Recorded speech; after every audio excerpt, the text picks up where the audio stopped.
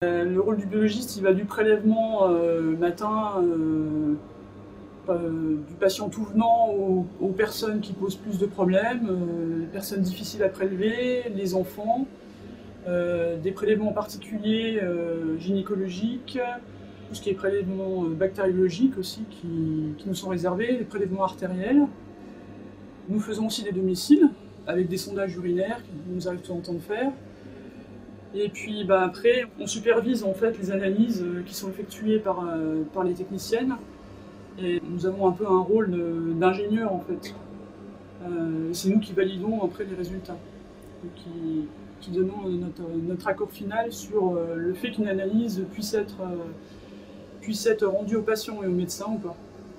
Un des rôles fondamentaux aussi du biologie, c'est les relations avec le praticien, le clinicien, le prescripteur, et un rôle aussi très important avec le patient, parce que nous avons beaucoup de patients qui viennent au laboratoire rechercher leurs résultats, qui ont besoin d'une interprétation et qui sont demandeurs d'interprétation.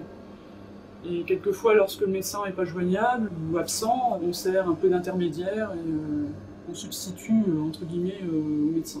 Le métier de biologiste est subdivisé en plusieurs sous-spécialités, la bactériologie, la virologie, la biochimie, l'hémato, qui en tant que telles peuvent toutes suffire à exercer une carrière professionnelle avec profit pendant toute une vie professionnelle. C'est le cas des biologistes qui travaillent en hospitalier, quelquefois dans les grosses structures privées.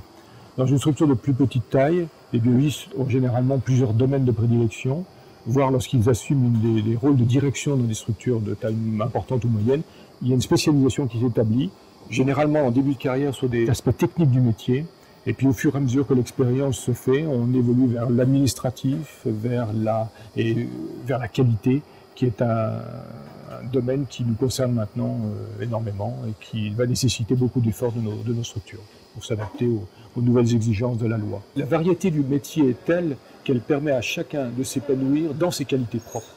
Et un tel aura des qualités de gestionnaire qui pourra faire épanouir dans certains domaines, et d'autres resteront purement sur des aspects techniques qui pourront les satisfaire énormément et les occuper toute une carrière professionnelle entière.